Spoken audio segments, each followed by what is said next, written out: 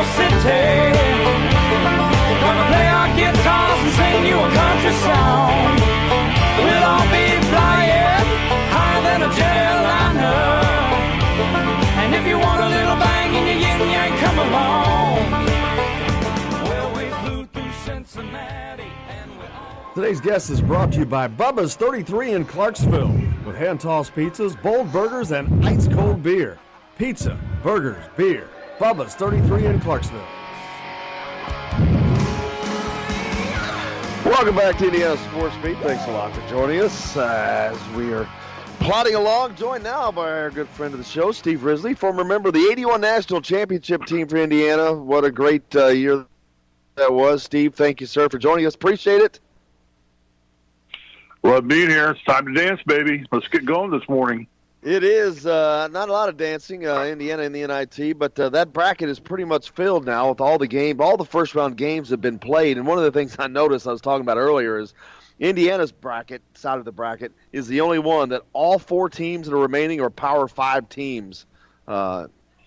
Indiana takes it on Arkansas on Saturday in a rematch there at noon. But on the other side, you got Wichita State and Clemson in that bracket as well. But Arkansas is going to be a pretty good test for this team, Steve. I mean, they beat them, obviously, the first time around, but they did so by playing really aggressively and being very active around the rim. Jim, I think we proved about midway through the season that pretty much everybody was a very interesting test for us. Losing 11 of 12 games, I'd say everybody we played was an interesting test for us.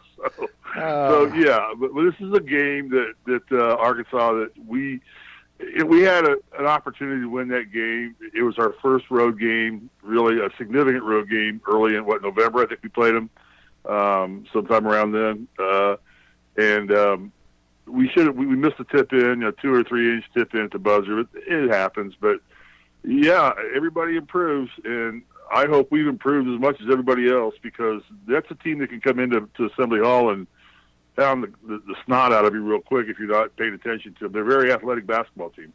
Yeah, and I was talking earlier. They're a Power 5 team. They play in the SEC. They've been to Rupp Arena. They've been to Bowling Arena in Tennessee. They've been in front of these big crowds or these famous places and playing these big time teams. So they're not going to come in and be all in awe because they're in Assembly Hall. And they just went on the road at Providence without their best player and handily beat the Friars 84-72. So they're playing well right now, and you know that they're going to come in and wanting to show that first game, that first win was not a fluke. So they're going to give Indiana everything that they can. Well, that's true. And they're not going to be intimidated by Assembly Hall, which I think St. Francis probably in the end got a little intimidated by Assembly Hall, which will intimidate a lot of teams. You spend your life in there. I know you do. So you know how intimidating that place could be. They come in, they're not going to be intimidated, and they're going to play hard. They're a very athletic team. They're going to get after it. And if we get up, we were talking about this on our show the other day, if Indiana gets off to another slow start like they did against St. Francis, we may not be able to recover against this team. I mean, because they're not going to lay down. It's a basketball team playing in the SEC, playing against some top talent that they smell blood, they'll go get it. So it's imperative that Indiana gets off to a great start Saturday. I think they play at noon Eastern time. Is that what it is? Yes, sir. Yeah, there you go. Yeah. Yeah, it's going to be an 9 early o'clock my tip. time.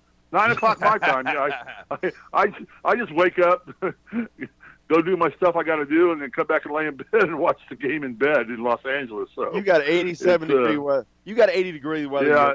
Nobody cares about any. There's nothing you can say that anybody's going to care about. Why you get to complain about nothing. Nothing. I slept with my windows open last night, and everything. It's all fine. We've already had the dogs out for a walk this morning. It's 4:30 in the morning here, or 4:40 in the morning. I hope you catch. We've already had the dogs out for a walk, and we're enjoying life. So there you go. But yeah, here's the other thing too. I would say, Indiana. First off, the name, and you know this, Jim. Indiana has a bullseye on its back anyway, just because it's Indiana. You know that. I mean, because of the 5 national championship banners hanging there, the one big NIT banner that's hanging there, and all you the were Big Ten part of. championships and Bob Knight and all the camaraderie and hoopla that goes with it. When they're seeded number one, the bullseye gets bigger. So everybody wants to beat the number one seed. So Indiana's got to step their game up and be more consistent. I thought they played well in the second half of the game against St. Francis, but they've now got to do that for 40 minutes here. Because this is NIT is a real great opportunity for this basketball team to learn how to win tournaments. And we talked about this on our shows. That's a great point. 79. Yeah, in 79, we were not happy about having to go play in the NIT because Michigan State and Iowa were the teams that went to the NCAA in 79 when we won the NIT.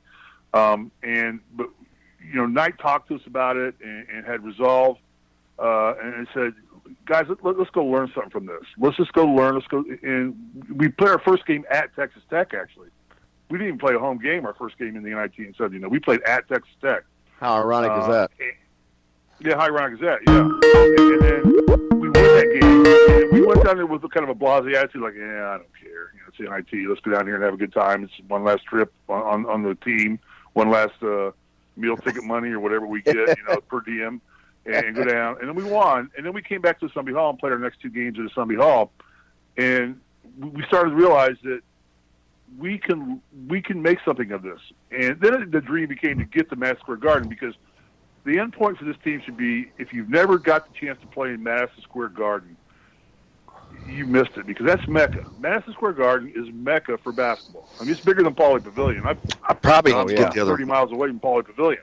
And we talk about Pauley Pavilion all the time in UCLA, but when Alford was there, I was going to practice and games all the time.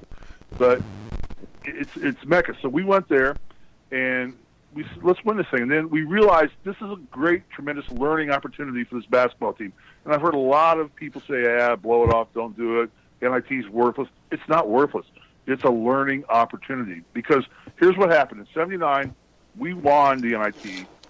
We learned how to win tournament basketball games. We learned how to win championships. 24 months later, we hang a banner. We hang banner number 4. IU's got to look at it that way. And all the fans that follow you and follow us and follow this basketball team need to understand, 24 months after we won the NIT, we hung a banner because we took this opportunity to learn how to play in tournaments, how to win championships, how to do things. And it was at a lesser expense than trying to do it in the dance. So this actually is probably a better opportunity than Indiana being in the dance starting today, because I don't know how far they'd have gotten, truthfully. That's a great point, Steve. It really is. I mean, this team has had a season that has been a lot of negatives to it, but, man, they can really put a positive stamp on it, and I didn't even look at it in that way that you just presented it, which really puts a bow on it. They can really, really help themselves for next season. The guys that are going to be there, the Rob Finishes, the Jake Forsters, all those guys that are coming back, they can really help themselves for next year. I mean, this is a great opportunity, and I heard the announcers in the game against St. Francis talk about Devontae Green. To me, Devontae Green is the key to this basketball team. We know what we can get out of everybody else. And Devontae is the. And you've been on his side all year long. I got to say, Steve Risley has been a Devontae Green supporter all year, and I was like, man, you're nuts. But these last 18 games, you're right. He has been the man. Well, the thing about Devontae Green is what you got to work with him on is just getting him to do it every night. That's all. He's one of the most talented basketball players on his team. He just is kind of all over the map. Is like, am I going to show up or am I not? And Danny Dockage, friends of both of us, said, if you just could teach him to do it every night, this team would change his persona immediately. And we've seen it the last 4 or 5 games. Devontae has stepped up and played good basketball, incredible basketball.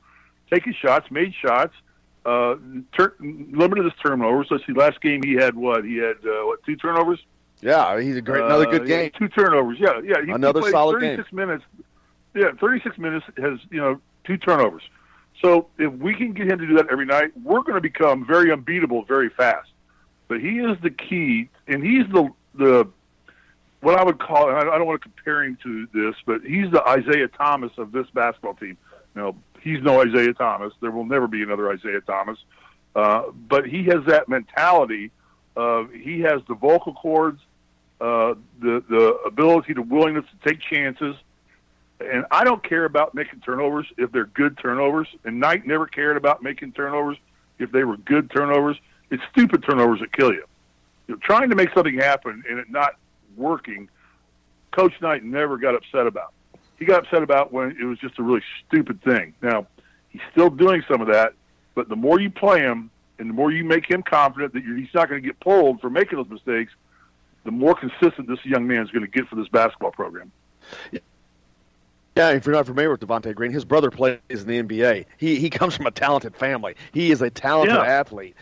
He kind of had reminded me of Troy Williams or James Blackman a little bit. They had played, you could see the talent, but they just didn't have the reins on it, didn't have it in control. And he seems to, after the suspension, he seems to have finally, I hate to say, but quote unquote, bought in to what he needs to do, because man, he's been the glue guy here of late. He really has. He's been the only guy. He's been the best shooter on this team from behind the arc. I think he's hitting 43% in his last 18 games from behind, 19 games from behind the three-point line, and Indiana desperately needs that.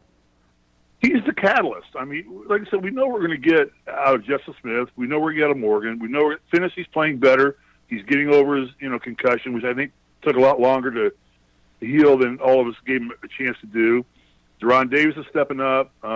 Romeo will be back. I don't know if he's going to play Saturday or not. I think you were at the press conference. I know our reporter, Cole Hanna, was there and said it was questionable whether he would play Saturday or not. But see, they didn't know. At that time, they didn't know it was Saturday. Everybody was thinking the game was going to be Thursday. Right. So the fact that it is Saturday, I think is going to make a much better chance for him to play. Right. Yeah, but Devontae is the catalyst for this basketball team right now. As he goes for the rest of this year, I think you'll find how IU goes. And he has the ability to carry this team to Madison Square Garden. Then, you get in the Final Four, and then whatever happens, happens. So we got there in 81, and we were the lowest-ranked team, I think, of all three there. It was LSU. Virginia had Ralph Sampson. Of course, North Carolina had Perkins, Worthy, and Al Wood. 3 All-Americans in their front court, and we had Isaiah and a bunch of slow, gumpy white guys, and we had Ray and Landon too. So I shouldn't say that. We had Ray and Landon too, which were pretty damn good basketball players. Now you guys, season you won the national championship. You all got off to a slow start, didn't you? Mm-hmm. Yeah, but you guys were able to really turn it around. The difference there is we had Coach Knight, who is arguably, I think, the best bench coach I've ever seen in my life, who can take a timeout and take 60 seconds or 35 seconds, whatever timeout you want, and can alter the course of a game with one timeout. And here's the factor. Here's what I think the difference is between what's happening now. What I don't see on the bench from the coaches is when we were playing in 81 or 78, 81, whatever, we had assistant coaches that were coaching players. Okay, follow me. Like we had Joby Wright, we had Jimmy Cruz, we had Jerry Gimbelstaub, we had Royce Waltman. We had assistant coaches, and those coaches coached the players in the game. Okay, so I had Joby Wright on my tail every minute I was in the game. He was just yelling at me and telling me to get in the position, get in the passing lanes, get in denial, get post behind him, post in front of him. And then Knight was coaching the game. And I mean, and I never heard Knight really, except at a timeout, because Knight was working on the referees, he was working on the strategy, and then, but the coaches, you get wore out listening to the assistant coaches yell at you, and they were like not yelling at you, but they were guiding you and directing you, and they were watching and telling you where to be. They were helping you. They were an extra set of eyes. They were an extra set of eyes for you because they'd say Risley. Arnett Hall is right behind you. Get back up. He's 5 feet away. Go drop back. And thank you, coach. Thank you. I didn't know he was there because I'm trying to watch the ball because all you want to do is focus on the basketball and not focus on where you're supposed to be. I don't see this out of this coaching staff. I maybe it happens. I don't know, but I don't see that happening out of this staff. And I think there's plenty of missed opportunities here where we're not focused on everybody doing their individual part on the court. Now, I don't know if the rules have changed because I know all 5 coaches were standing up the whole time when I played. They were all standing up yelling at somebody, and we were all just focused on we knew voices, and we didn't watch them; we just heard voices. You just did what you had to do, and they told you what you had to do. And then at halftime, we didn't do what we had to do. Coach told us that we didn't do what we had to do. So, talking with Steve Risley. I'd like to see more of that out of these guys. We're talking with Steve Risley, member of the 81 National Championship team for Indiana. Also, you hear me talk about the GrulingTruth.net each day, where you can find it. You can also find Steve there. Steve, along with Colin Hartman, with their show, their podcast after the game, and then also Survive in Advance. But go to the GrulingTruth.net and all kinds of programming there. But Colin Hartman and Steve do a podcast each game as well. So you make sure you check that out. But one of the things we talk a lot off the air as well, me and Steve. And one of the things you were talking about some of this stuff the other day, I was thinking that Coach Knight just had a different way of seeing games unfold, of seeing what was going on and what was happening and how to rectify that.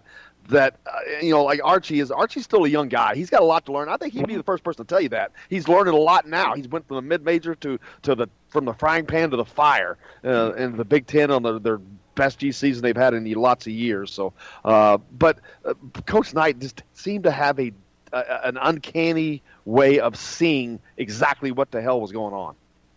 Okay, well, and here's my theory on that. Right now, and God bless Archie Miller, I think he's the coach of the future of this program, and I hope he's here for 30 years. I hope I get buried with Archie Miller still being our basketball coach.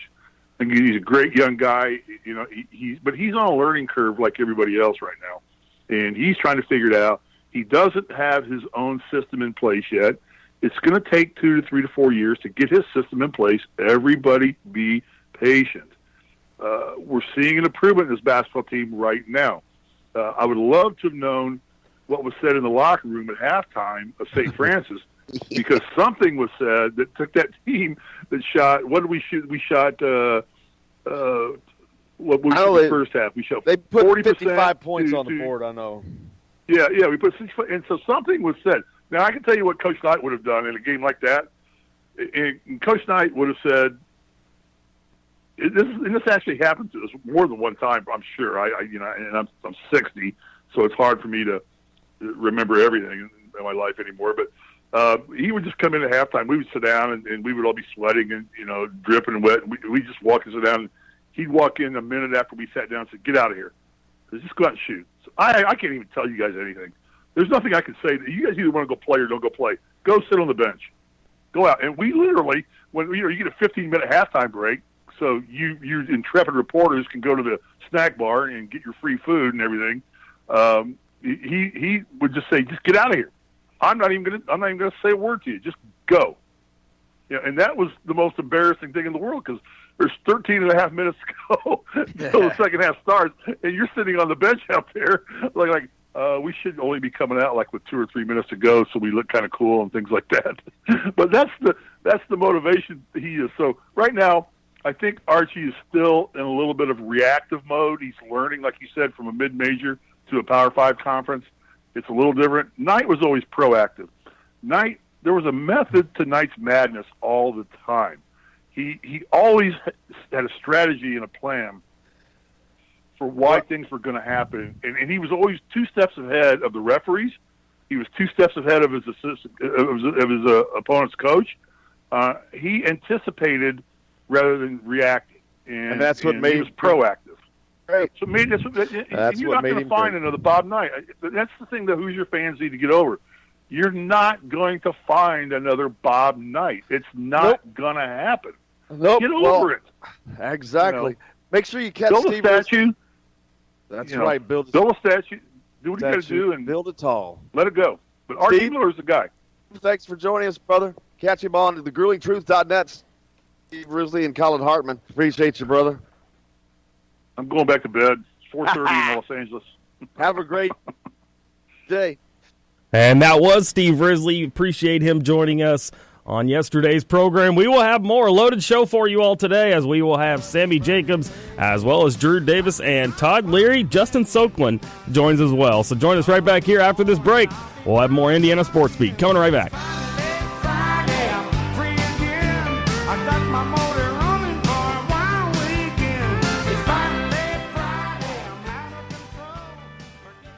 Hello, everybody. Jim Coyle from Indiana Sports Beat. When I'm not covering the Hoosiers, you can find me at Bubba's 33 in Clarksville, located on the northeast corner of I-65 at Veterans Parkway. Bubba's 33 has hand-tossed pizzas, bold burgers, and ice-cold beer from a select list of local craft brewers.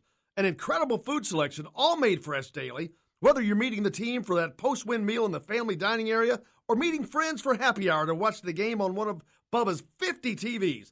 Bubba's 33 in Clarksville. Pizza, burgers, beer. We all want a winning smile for those championship photos, and that's exactly what you will get at Reynolds Family Dentistry in Sellersburg. Reynolds Family Dentistry has been serving the dental needs of Hoosier families for over 30 years. Let Doctors Roger and Jay Reynolds take care of your family. Just off of I-65 at 809 South Indiana Avenue in Sellersburg. Call 812-246-3368. That's Reynolds Family Dentistry, 812-246-3368. Many medicines used to treat colds and flu contain acetaminophen, a pain reliever and fever reducer found in hundreds of over-the-counter and prescription medicines. But taking too much or more than one medication containing acetaminophen per day can damage your liver. So always read the label and don't take acetaminophen if you drink 3 or more alcoholic drinks every day.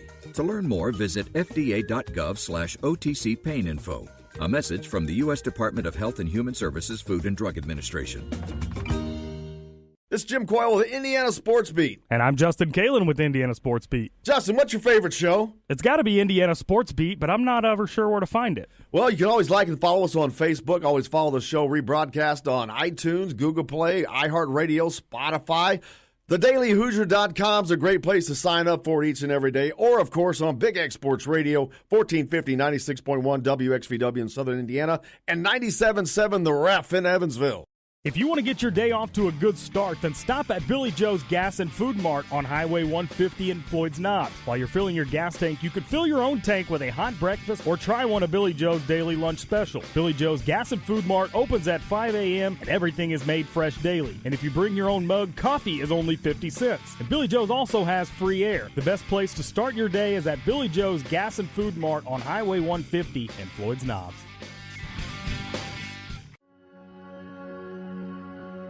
All across the country, people are coming together to speed up what we can learn about health. The All of Us Research Program is calling on 1 million people to join us as we try to change the future of health. For your family, for future generations, for all of us. Visit joinallofus.org and find out how you can become 1 in a million.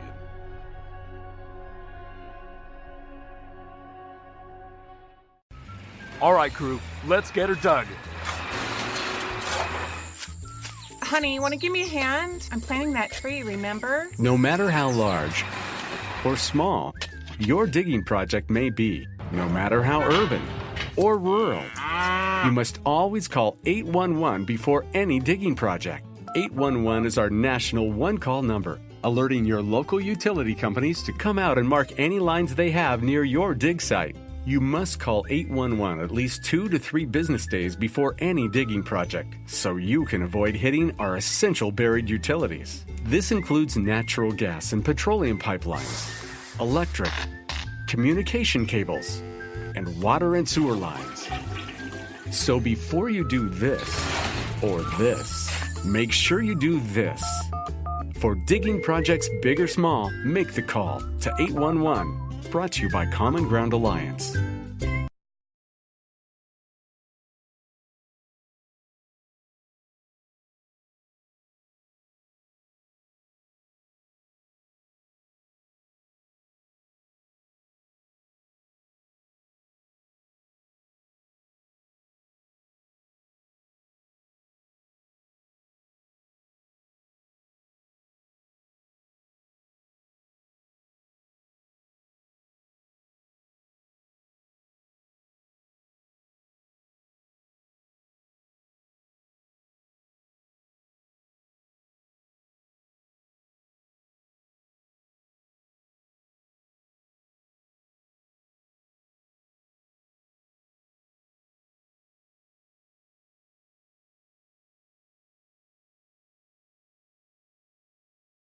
Grateful to have him here. Jack, how's your day going? Going well. a little bit earlier for me than what I'm used to, but having fun. Justin Kalen, high top crew. That's right. Box as always, of course. Big show on tap today. We've got Sammy Jacobs, and I think Sammy's ready with us now, right? He is. Yeah. Cool. Sammy, how you doing, my friend, from Hoosier Huddle? It is the last day before spring break, so I am a happy camper. That's always a good thing. Big spring break plans? Probably going to head down to IU, watch some practice, catch up on some sleep, do some lesson plans, and get ready for the final push until June. That's exactly what I was thinking I would be doing. Just kidding. Yeah, big weekend coming up. A lot going on at Indiana this weekend. Of course, spring football is underway. Practice will be going on. We got basketball going on, all kinds of things. But spring football resumed. They had a break. Speaking of spring break, Indiana had theirs last week during the middle of spring ball, so they got to take a week off. It's kind of something unique. Not only Indiana does it, but not everybody does it that way. But from what I understand, it gives them a unique experience to run some things, then go back and look at everything on film before they go back and resume practice.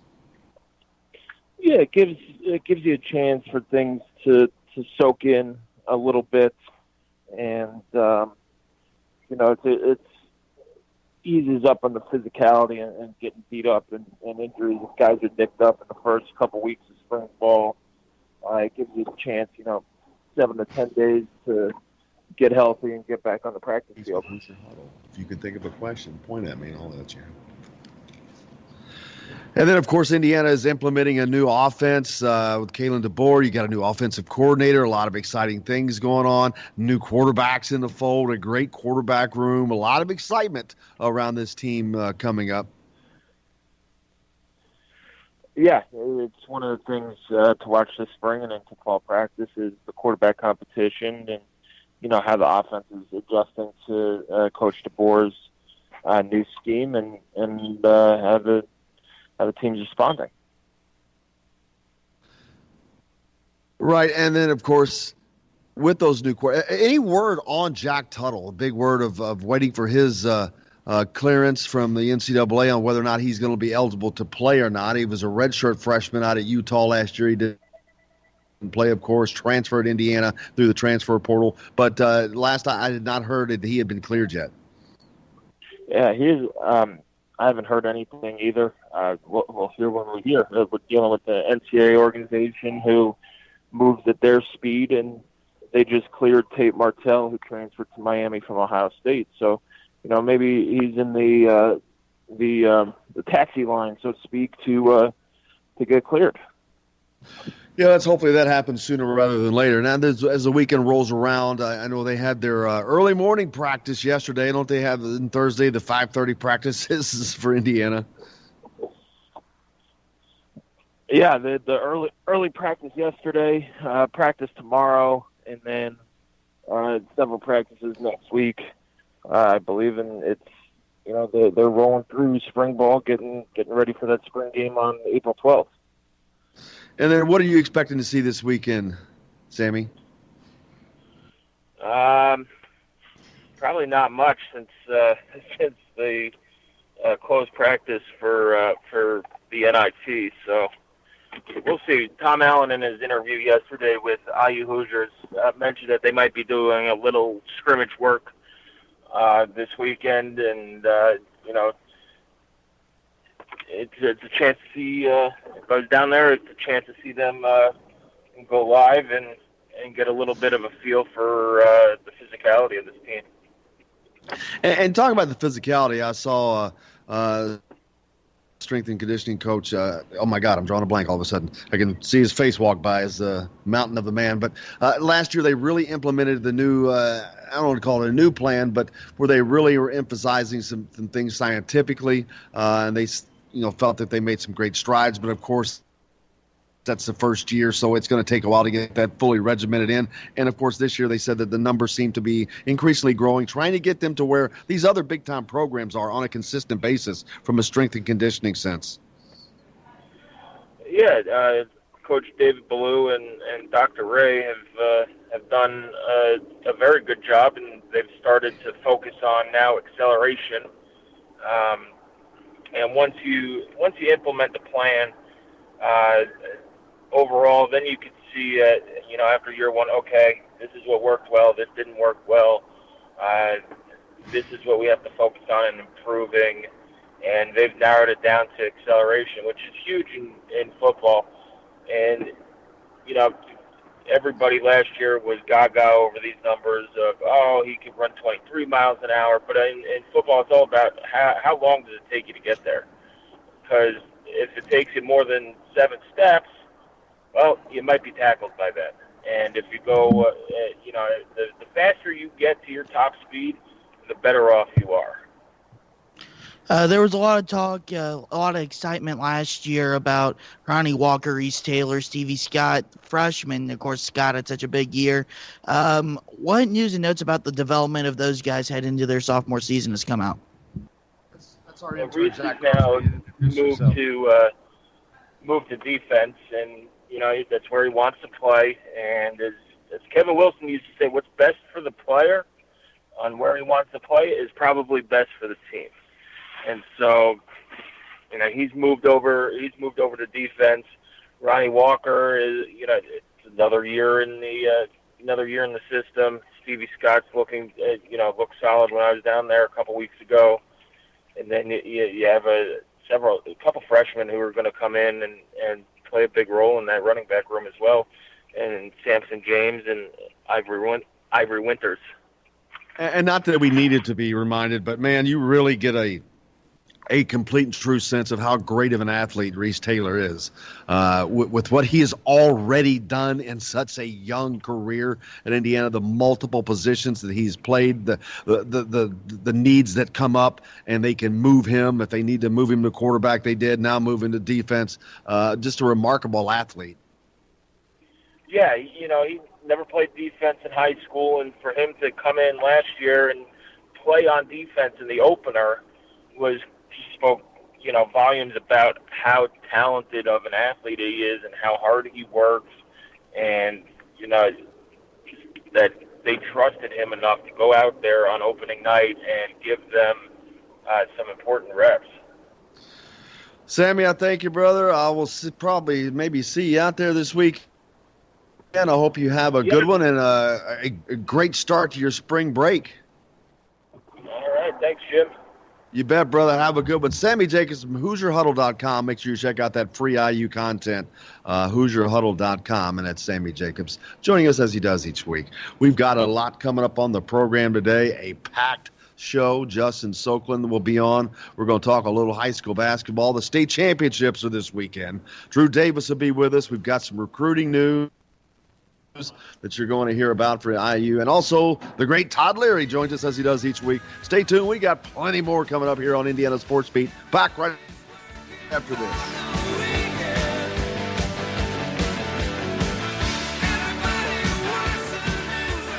Hello, everybody. Jim Coyle from Indiana Sports Beat. When I'm not covering the Hoosiers, you can find me at Bubba's 33 in Clarksville, located on the northeast corner of I-65 at Veterans Parkway. Bubba's 33 has hand-tossed pizzas, bold burgers, and ice-cold beer from a select list of local craft brewers.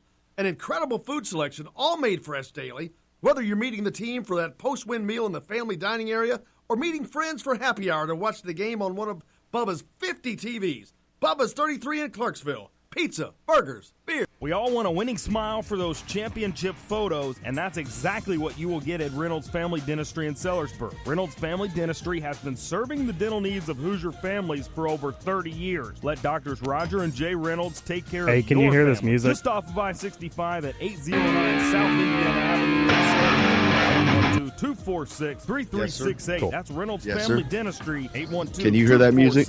I should be able to. We got big issues to handle. Many medicines used to treat colds and flu contain acetaminophen, a pain reliever and fever reducer found in hundreds of over-the-counter and prescription medicines. But taking too much or more than one medication containing acetaminophen per day can damage your liver. So always read the label and don't take acetaminophen if you drink 3 or more alcoholic drinks every day. To learn more, visit fda.gov/OTC pain info. A message from the U.S. Department of Health and Human Services Food and Drug Administration. This is Jim Coyle with Indiana Sports Beat. And I'm Justin Kalen with Indiana Sports Beat. Justin, what's your favorite show? It's got to be Indiana Sports Beat, but I'm not ever sure where to find it. Well, you can always like and follow us on Facebook. Always follow the show rebroadcast on iTunes, Google Play, iHeartRadio, Spotify. TheDailyHoosier.com is a great place to sign up for it each and every day. Or, of course, on Big X Sports Radio, 1450, 96.1 WXVW in Southern Indiana, and 97.7 The Ref in Evansville.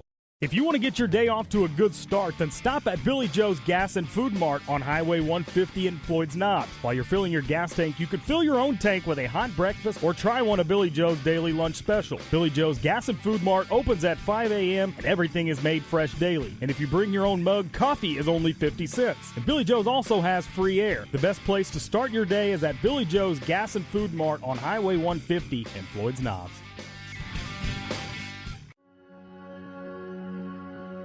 All across the country, people are coming together to speed up what we can learn about health. The All of Us Research Program is calling on 1 million people to join us as we try to change the future of health. For your family, for future generations, for all of us. Visit joinallofus.org and find out how you can become one in a million.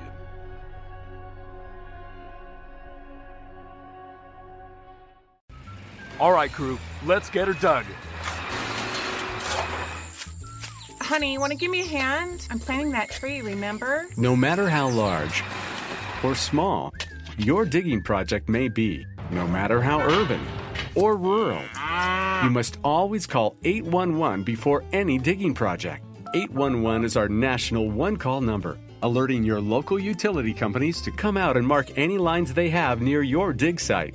You must call 811 at least 2 to 3 business days before any digging project, so you can avoid hitting our essential buried utilities. This includes natural gas and petroleum pipelines, electric, communication cables, and water and sewer lines. So before you do this or this, make sure you do this. For digging projects big or small, make the call to 811. Brought to you by Common Ground Alliance.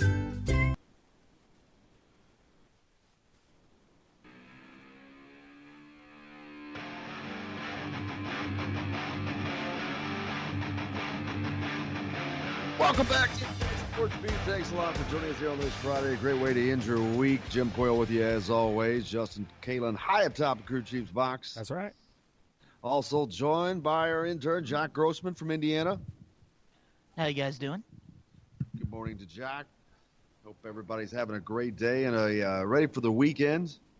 Great program today. Of course, Todd Leary's with us as always. Drew Davis will be coming up in the next hour. We'll talk some recruiting with him. Justin Soklin, we got a little high school basketballs. The Indiana State Championships are this weekend in Indianapolis at Bankers Life Fieldhouse. Indiana on the hardwood Saturday at noon in the NIT as they take on the Arkansas Razorbacks in a rematch with that SEC team. They lost 73-72 in Fayetteville, what seems like years ago, but it was 4 months ago last year. They come in on a roll, though. They went to Providence, winning on the road 84-72 without their top player. So it's going to be quite a ball game. Yeah. Jack, have you been able to keep up with what's going on with the team? Yeah, it's going to be interesting. No, Daniel Gafford, again, for Arkansas, is going to be projected a first-round pick in the NBA draft. He's sitting out just for precautionary reasons. But the big thing where Indiana has to take advantage of, Arkansas is a very poor defensive rebounding team. They're 350th in the country in that stat. Taking out Gafford, a 6'10", really long, lanky guy, only compounds that matter. Indiana, as we know, not a great shooting team. If they're able to get 40% of their misses, be able to crash the offensive glass and own the boards, I think that'll really help them come Saturday, because Arkansas is really not a good rebounding team. Yeah, and actually the shooting woes of Indiana are kind of ironic because they're actually the number one team in the country from a field goal shooting standpoint in non-conference games. And those games include the games against Louisville, Duke, Marquette, all those non-conference games. They're number one in the U.S. in field goal shooting. That includes 36% from behind the arc. Hopefully they can keep that going. That includes the St. Francis game. Saw Marquette got beat yesterday by Murray State. I picked that on my board, man. I was like, yeah, I nailed that one. Very, very happy about that. As all the tournaments are underway, we're not going to ignore the NCAA tournament. Lots of games yesterday. Before I get going too far, though, make sure you like or follow us on Facebook. If you don't get to catch us live on Big X Sports Radio 1450 96.1 WXVW or on REF, the Ref 97.7 in Evansville. You can find us on any place you find a podcast: iTunes, Apple Play, iHeartRadio, Spotify, Google Play. You can find us daily on thedailyhoosier.com, indianasportsbeat.com, or at thegruelingtruth.net. You can follow me on Twitter at Jim Coyle ISB. As always, hit us up on the text line, 812-269-6367. Let us know thoughts, questions, anything you have for the guests coming up today. Todd Leary's on, Drew Davis is on, Justin Soklin is on with us as well, and we've got Jack Grossman, our intern from IU, here with us as well. Hey, make sure you hit RadioTroy.com if you're in the Richmond area. They do a great job supporting high school and local sports there and supporting the show as well. So RadioTroy.com does a great job over in Richmond. Check those guys out. But a lot coming up this weekend. Indiana, as I said, round 2 of the NIT as they're trying to get to New York to extend their season and get some valuable experience for these guys that will be coming back, and more importantly, drive the culture that Archie is trying to drive. It's been a slow process for some of these guys to buy in, and I think nothing is more exemplifies that more than Devontae Green. Devontae Green is someone who the fans had a love-hate relationship with, I'd say the bit. And you know what? You're a student, Jack. What were the feelings early in the season? I would call it more of a hate-love relationship a lot of the time, but Devontae Green's playing his best basketball of the year. Obviously, the Ohio State game's what everyone thinks of, but he was really a key cog in the 4-game winning streak to end the regular season as well. They don't win the Michigan State game. He hit 3 crucial 3-pointers in the second Michigan State game, each time a Michigan State 6-0 or greater run, and the third one sparked Indiana 7-0 run to come back and win the game. So he's a guy that seems to have figured things out. It's a little hard to say because it's still only a 4 or 5 game stretch. So can he continue that into 20, 25 games next year? That's a little bit of a question mark because he's been so streaky at times. But if they can get him on board, he might be your go-to scorer next season to go along with Rob Fantasy distributing the ball, Trace Jackson Davis coming in, and, of course, get Jerome Hunter back out, Durham also contributing. And at the very least, it looks to have an option that Indiana did not have this year. They did not have that third option when they had Romeo Langford going, when they had Juwan Morgan going. Never had a consistent third option, and you've got to have that. I mean, these teams, if you look at these elite teams down low, they've got not one good one guy down low. They all have 2. Xavier Tillman and Nick Ward from Michigan State. Man, what a group that they make. Wow. But you've got to have those the set of guys down there to play off each other, and Indiana has not had that this year. Deron Davis has tried to do that. He started to come on a little bit, getting over his health, and then it seems like it's kind of caught up to him again. So they have not had any consistency down there. Justin Smith has definitely not been consistent to help Juwan Morgan, and I'll be honest with you, that's been an issue for this team is Justin Smith's inconsistency. He's had games where obviously he played out of his mind against Michigan State, but then there's games where they're just the opposite. Yeah, exactly. Yeah, and Green really, just big picture again, the fact that he can stretch the floor and hit threes is such a big key for them because that's been the struggle here. You talk about 36% out of conference from 3. Indiana just hovering around 30 in Big Ten play is one of the sole reasons why they didn't make the tournament because they just couldn't hit enough shots to win games a lot of times. But Justin Smith's going to need a big jump. Al Durham needs to be more consistent also. If he can play the way he has at times this year, he had a stretch where he had 6 consecutive double-figure games, but then he follows it up with 5 or 6 straight with 5 points or less. So if he can find a groove also, Indiana could have a little bit more offensive firepower. Especially the big thing for next season of Indiana is you're not going to have the star power in Langford more than likely and Juwan Morgan, but can you have a really balanced attack? And if they do that, then maybe they can make it into the NCAA tournament despite losing their two best players. But I like Green and Finney playing together because Green's more of a scoring guard. He's not a natural point guard. And I think Archie's kind of figured it out, play him all ball more, get him in situations where he can catch and shoot, or get him on the wing running a high ball screen after a couple of reversals to where he's not facing a set defense, and let Finney be the guy that's the main facilitator. And I think that works out better for the Indiana offense. I couldn't agree more, Jack. Devontae has just excelled in this last half of the season. Post the suspension, yes. I think that may have also helped gather his thoughts, so to speak. But you're right. I mean, he has done such a much better job in playing his natural position, which it is. And it wasn't fair to him to kind of put him in that and expect him to excel as a point guard there. But this team is slowly reminding me of the women's team, where last year they saw their greatest player ever, Tyra Buss, along with having Amanda Cahill with her. But the best that they could do was go to the NIT. And then, of course, they won the NIT. But they lose their best player ever out of the program, and this year they are better. They're a better team now. And it's not a knock on Tyra. It's just that Ali Patberg wasn't available last year, for one thing, and neither was Bree Wise. So having them available makes a difference. But they have a very, very balanced attack. And I see them last year as similar to this Indiana team.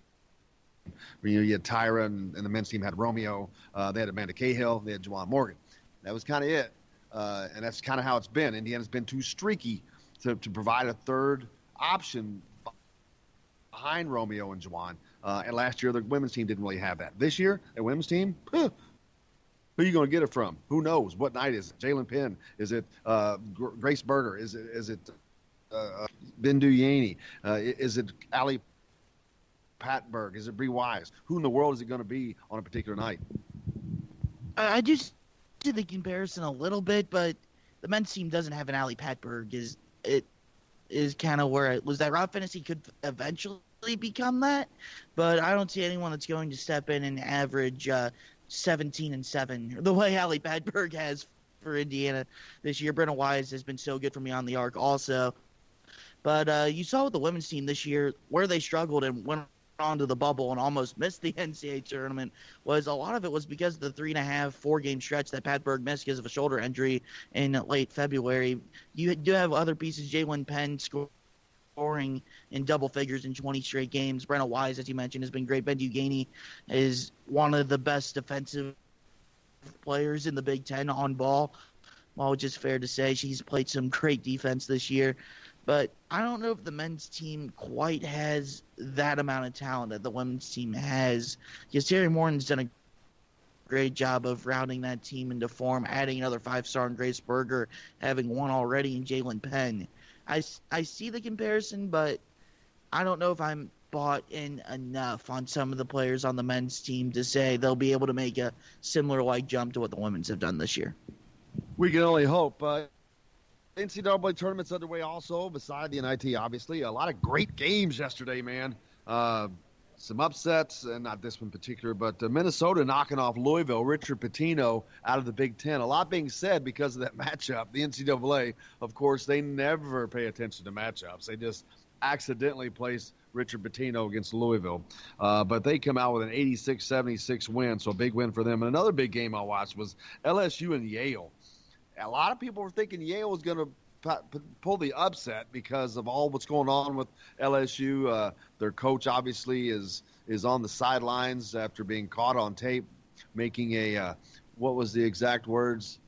Big ass offer? Yes. I think that, yeah. So, but they got their number one player back. He met with the NCAA, and so they have the players. And let me tell you, that team they're going to be a tough out, man. If they get their stuff back together from not having their coach, and Yale was a tough opponent yesterday.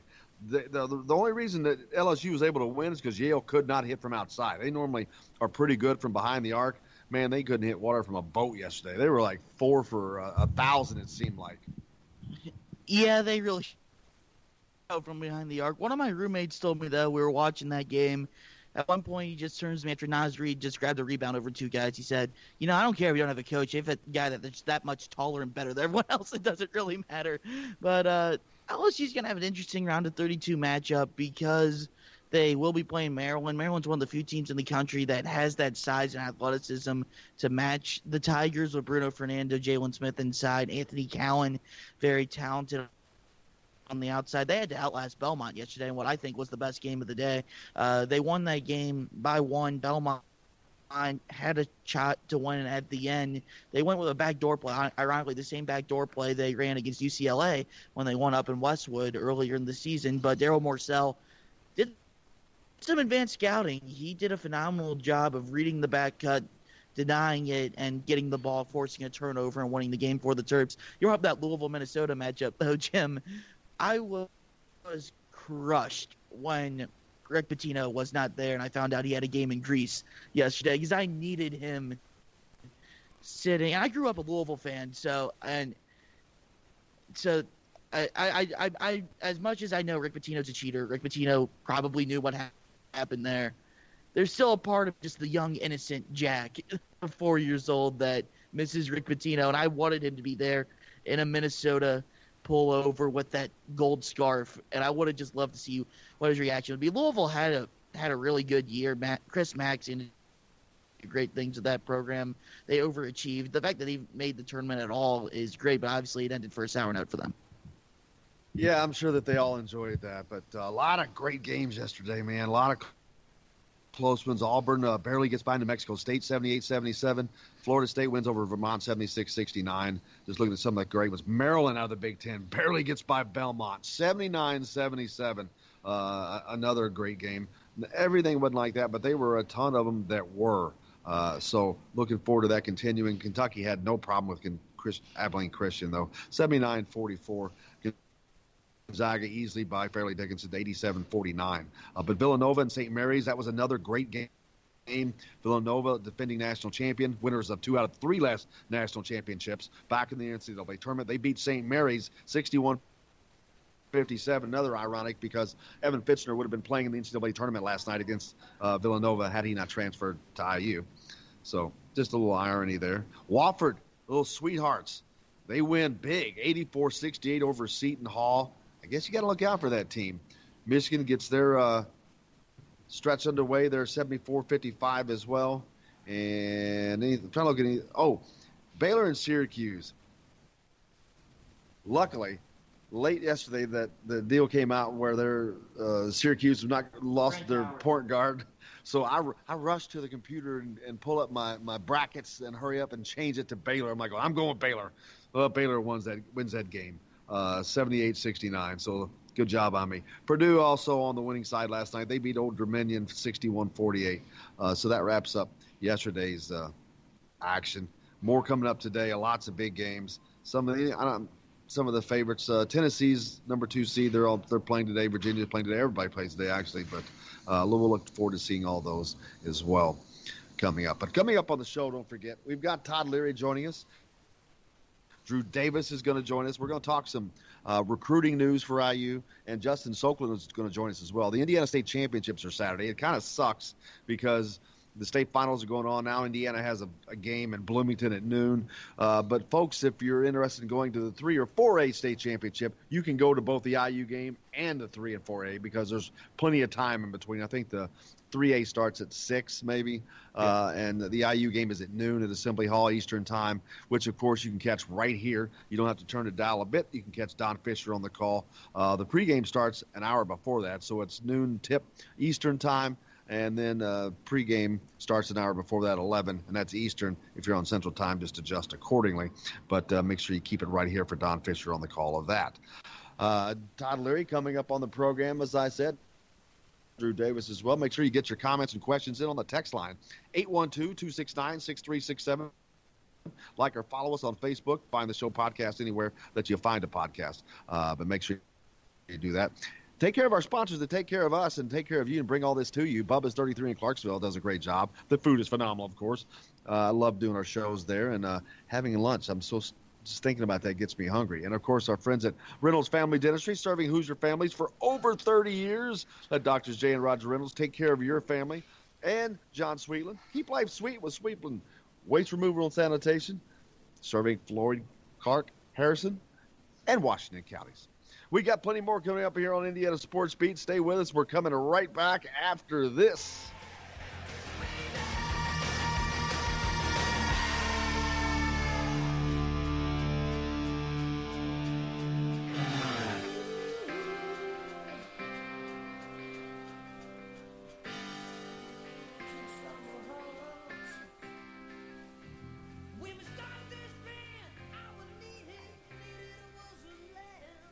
Hello, everybody. Jim Coyle from Indiana Sports Beat. When I'm not covering the Hoosiers, you can find me at Bubba's 33 in Clarksville, located on the northeast corner of I-65 at Veterans Parkway. Bubba's 33 has hand-tossed pizzas, bold burgers, and ice-cold beer from a select list of local craft brewers. An incredible food selection, all made fresh daily. Whether you're meeting the team for that post-win meal in the family dining area or meeting friends for happy hour to watch the game on one of Bubba's 50 TVs. Bubba's 33 in Clarksville. Pizza, burgers, beer. We all want a winning smile for those championship photos, and that's exactly what you will get at Reynolds Family Dentistry in Sellersburg. Reynolds Family Dentistry has been serving the dental needs of Hoosier families for over 30 years. Let Doctors Roger and Jay Reynolds take care of your family. Just off of I-65 at 809 South Indiana Avenue in Sellersburg. Call 812-246-3368. That's Reynolds Family Dentistry, 812-246-3368.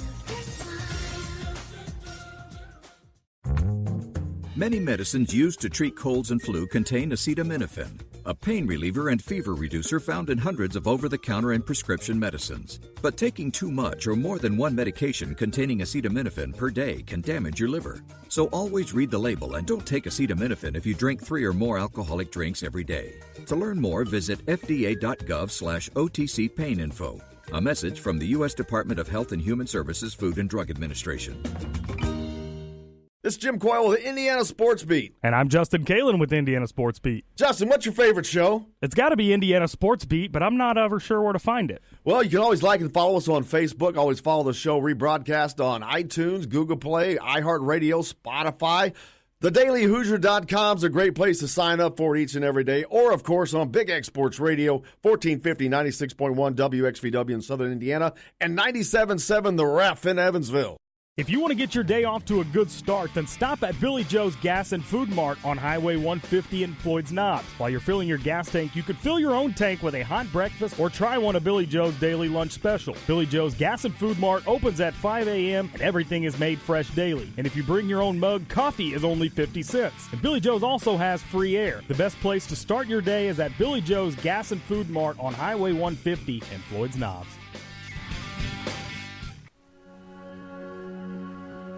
All across the country, people are coming together to speed up what we can learn about health. The All of Us Research Program is calling on 1 million people to join us as we try to change the future of health.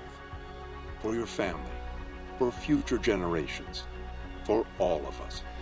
Visit joinallofus.org and find out how you can become one in a million.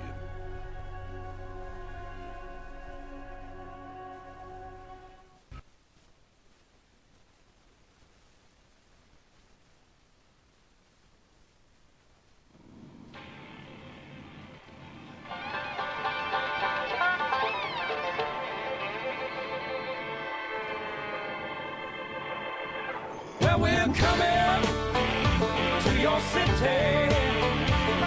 Gonna play our guitars and sing you a country song. We'll all be flying higher than a jetliner. And if you want a little bang in your yin yang, come along. Well, we flew through Cincinnati and we're on. Welcome to Indiana Sports Beat. Thanks a lot for taking us along wherever you're going, whatever you may be doing. Thank you for taking Indiana Sports Beat along for the ride on this Friday as we head into the weekend. Jim Coyle with you as always. Justin Kalen high atop the crew chief's box. That's right.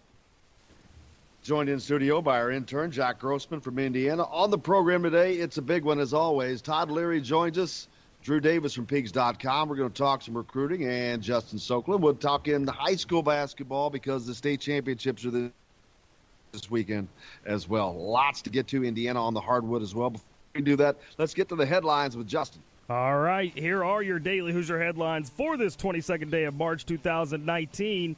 As you know, the NCAA tournament started yesterday, and the Big Ten went a perfect 5-0. IU women's basketball gets their turn to dance as they take on Texas tonight at 7 o'clock.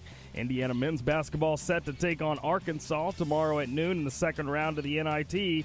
And Indiana baseball set to open Big Ten play as they welcome in Iowa for a weekend series. Those are a look at your Daily Hoosier headlines on this 22nd day of March 2019. For more information, be sure to check out thedailyhoosier.com. And welcome back. And again, thanks a lot for taking Indiana Sports Beat along for the ride. And we're joined early by Justin Soakland. Justin, how are you, sir? Doing good, Jim. How are you this morning? Great, man. Another great year of Indiana high school basketball as it's coming down to a close, but another phenomenal year, and to be honest with you, an exceptional year talent-wise. A lot of great players out there, man. Yeah, and they'll be showcased on Saturday at Bankers Life Fieldhouse in the state finals. Always a great day at the state finals, boys and girls basketball, and there are some exceptional teams and some amazing individuals that'll be on display in the 4 games on Saturday.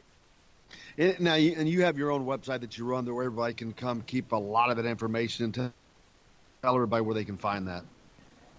Right now it's called bnlathletics.com. It's mostly centric to Bedford North Lawrence, but we cover whoever BNL plays. I try to keep track of in just about every sport. So if you want to know information about BNL or whatever teams they're playing or have played or will play, you'll see a lot of information there. But Joseph is very versed in high school basketball across the board. Trust me on that. And this weekend, as you said, Justin, a lot of showcasing of talent up in Bankers Life Fieldhouse in Indianapolis. Every game is going to be great. Right, starting with the 1A game. You got some great teams in that, in Bar Reeve, and I saw them play last week, but that's going to be great games all day long. There's a couple of games that I'm really intrigued by, and one of them is the Class A game. You've got number 1, Fort Wayne Blackhawk, who's 27-2, and number 2, Bar Reeve, who's 26-2, and they played each other during the regular season, which is unusual because of the distance involved. But Fort Wayne Blackhawk won that game 76-68 in overtime in late December. So that's going to be a very interesting matchup. Blackhawk leads the state in scoring right about 80 points a game, and they win by about 26 points per game. They lead the state in winning margin. So it'll be interesting to see if Bar Reeve in the rematch can keep up with Blackhawk. Blackhawk has one of the better players in the state, Frankie Davidson. He was named to the Supreme 15 All-State team yesterday. He's averaging about 21 points and 11 rebounds. And so Bar Reeve has their hands full. But I really am intrigued by this because Bar Reeve, the classic small school, going for the big title. They won it in 2015. Of course, now this year, a new coach with Josh Thompson, who was a runner-up as a player and as an assistant coach, and now he's going for a state title as a head coach. And he's got a challenge in his own household because his daughter, JC, was a member of Bar Reeve's volleyball championship team that won, and she's kind of giving it to him that, hey, I'm the only one in the house with the blue ring, so he's got to keep up. And then, of course, another game that you're intrigued by, the 3A game involving Silver Creek. Yes, the Silver Creek, I've got a chance to see them several times. Bedford North Lawrence played them this year, of course, and I was familiar with Brandon Hoffman and his program at Silver Creek during my years with the Courier-Journal, and a great guy and runs a classy program. And they're making their first trip to the state championship after several years of having a lot of talent coming close. This year they finally made it, and I'm really happy to see that. They're 24-3, and Culver is 24-3, and this ought to be another really good matchup. These are the top 2 teams in the Sagarin ratings. They weren't necessarily 1-2 in the polls like the 1A game, but these are the top 2 rated teams on the Sagarin computer ratings, and for a reason. I mean, Culver has a really nice player in Trey Galloway, averaging about 16 points a game, and one of their losses was to LaPorte, the big prep school in LaPorte, La Lumiere, and that was an overtime loss. So if they can play with that team, they've got some talent. And Silver Creek has 4 scores in double figures, and one of them is a 6'8" sophomore, Trey Coughlin, who's averaging about 15 points. And they have a veteran guard named Zane Gross, who's been a starter for 4 years, averaging about 16. So they've got a lot of talent, and this will be a very intriguing game to see if Silver Creek can bring home their first state title. Of course, Culver is the defending state champion in 3A. Yeah, it's going to be a heck of a matchup, and hopefully we'd love to see Silver Creek do that. That would be incredible, bring that title home to Southern Indiana. Of course, they've got a great player there as well, and Trey Kaufman, an IU recruit. So it ought to be a heck of a battle between some great players. And, of course, the 4A game is going to be fun to watch, man. Ben Davis and Carmel, the Juggernauts, some big-time program there. You've got Malloy that's going to Butler. And you got my man, DeJuan Jones, man. He's the super freak. That dude can play some ball. He's the big, unmovable mountain. In the course of my time is covering sports in Indiana, I've seen some of these guys, big, that's what we call space eaters, and definitely DeJuan, he fills that bill for sure. But don't be taken aback by his size, because the kid can play. I mean, he's averaging 18 points, and he's shooting 72% from the field. So when he gets the ball, he knows what to do with it. And but I still think that Carmel. They're ranked number 1 in the state in Sagarin and in 4A, and they were 25-1. I think Carmel probably the favorite there. Of course, Carmel won the regular season game between the two by 10 points. So I gotta think Carmel probably has the favorite tag for that game. I would say so. Justin, I appreciate you joining us, man. We're looking forward to it. Maybe we'll get together again next week and talk about what happened up there, because it's going to be some fireworks going off. Oh, there are always something that you don't quite think will happen. You look at all the stats and the numbers, and you predict all these things, and you think you know what's going to happen. Something unusual or what you weren't prepared for will always happen in a game. That's why they play them. That's what makes it fun. Thanks a lot, Justin. Have a great weekend, man. All right, you too, Jim. Thank you. Thank you, Justin Soklin, formerly of the Courier-Journal, now with BNLathletics.com. But a lot's going on this weekend, man. Like I said, once Indiana's game, everybody thought it was going to be on Thursday, and it got moved to Saturday. And so now you got the state championships going on, and then it's a noon game, so you got people from around the state. That makes it difficult for them to get here if they're interested in going to the state championships. It's going to be a hectic day, man. And then the students in Indiana, we got to make sure that they get involved, because they're a very intricate and important part of this tournament for Indiana. The crowd being involved, that's why you get to play at home. You want to use that as your advantage. Jack, you're a student still. What's the feeling amongst the students and with the team in the NIT? A lot of disappointment, to be frankly honest. I mean, people thought that this was a team that, obviously, as most people around the state thought, that it was going to be a team in the NCAA tournament, possibly a squad that could win a couple of games in the NCAA tournament. But, IU Athletics, which great by them, giving out free tickets, really trying to make it an incentive to get people to the game. So, though, the noon tip hurts. It also hurts that it's the same day and same time as Little 500 qualifications, so I'm not sure if they'll get quite as many students as they got on Tuesday night against St. Francis, but the fact that it's free and the fact that it's an Indiana home game, and a lot of people don't get to go to a lot of Indiana home games because those usually cost money, will definitely get some people in the building from the student population. Yeah, there's been a lot of movements of tickets being given away, which is very cool. That's awesome. Martha the Mop Lady on Twitter has been kind of spearheading that. So hopefully that continues to go well. A lot of people getting to see some games that never been inside Assembly Hall, so that's cool. Definitely your opportunity, because there's definitely going to be plenty of seats and inexpensively as well. So lots going on. I forgot about the Little 500 trials. Man, there's a ton going on this weekend, and a lot of fighting for the eyes, for the fans' eyes. So we'll see. Hopefully they can get a crowd in there, because I tell you, they're going to need it. This Arkansas team is not coming here to just show up. They're coming here to win. They already had to go on the road to Providence without their best player, mind you, and they won handily, 84-72. Meanwhile, Indiana was struggling to get by St. Francis at home. Understandably, Indiana's probably not up for that game as they should have been, like they weren't up for Ohio State as they should have been. But the deal. That's the deal. The games are here. You got to play. So hopefully they can show up, because they're going to have to against Arkansas. Arkansas is a very athletic, very talented team. Obviously, they've shown that. They beat Indiana already in Fayetteville, 73-72, again, like I said earlier, what seems like eons ago. But they're a very physical team, very active around the rim. And I remember watching that game thinking how active they were.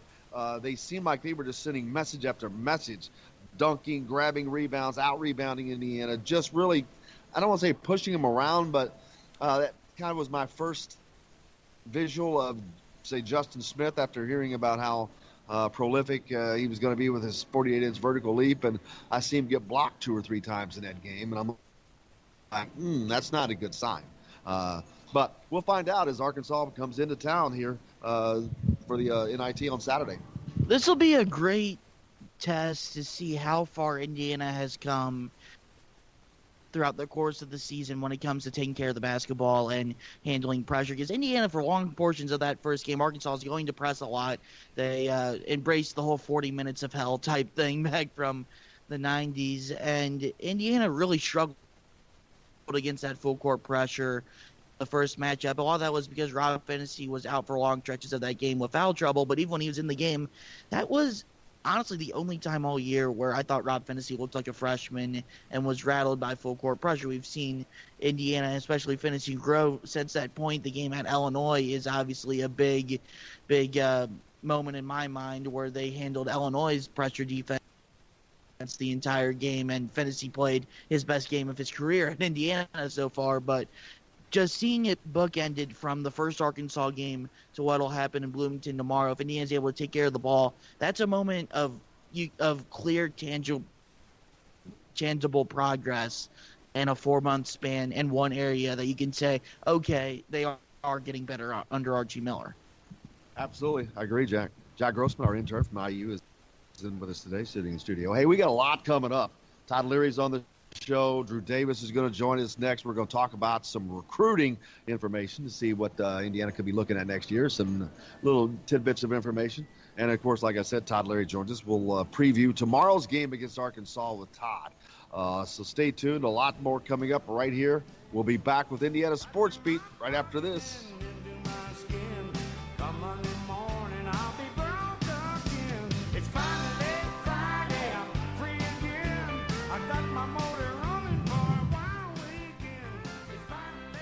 Hello, everybody. Jim Coyle from Indiana Sports Beat. When I'm not covering the Hoosiers, you can find me at Bubba's 33 in Clarksville, located on the northeast corner of I-65 at Veterans Parkway. Bubba's 33 has hand-tossed pizzas, bold burgers, and ice-cold beer from a select list of local craft brewers. An incredible food selection, all made fresh daily. Whether you're meeting the team for that post-win meal in the family dining area or meeting friends for happy hour to watch the game on one of Bubba's 50 TVs. Bubba's 33 in Clarksville. Pizza, burgers, beer. We all want a winning smile for those championship photos, and that's exactly what you will get at Reynolds Family Dentistry in Sellersburg. Reynolds Family Dentistry has been serving the dental needs of Hoosier families for over 30 years. Let Doctors Roger and Jay Reynolds take care of your family. Just off of I-65 at 809 South Indiana Avenue in Sellersburg. Call 812-246-3368. That's Reynolds Family Dentistry, 812-246-3368. Many medicines used to treat colds and flu contain acetaminophen, a pain reliever and fever reducer found in hundreds of over-the-counter and prescription medicines. But taking too much or more than one medication containing acetaminophen per day can damage your liver. So always read the label and don't take acetaminophen if you drink 3 or more alcoholic drinks every day. To learn more, visit fda.gov/OTC pain info. A message from the U.S. Department of Health and Human Services Food and Drug Administration.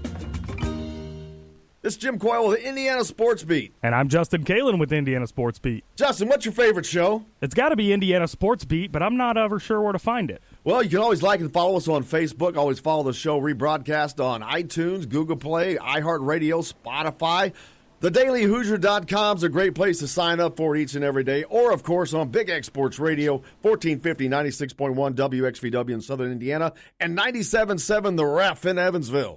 If you want to get your day off to a good start, then stop at Billy Joe's Gas and Food Mart on Highway 150 in Floyd's Knobs. While you're filling your gas tank, you could fill your own tank with a hot breakfast or try one of Billy Joe's daily lunch special. Billy Joe's Gas and Food Mart opens at 5 a.m. and everything is made fresh daily. And if you bring your own mug, coffee is only 50 cents. And Billy Joe's also has free air. The best place to start your day is at Billy Joe's Gas and Food Mart on Highway 150 in Floyd's Knobs.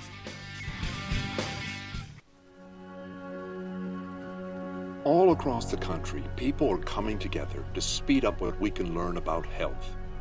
The All of Us Research Program is calling on 1 million people to join us as we try to change the future of health. For your family, for future generations, for all of us. Visit joinallofus.org and find out how you can become one in a million.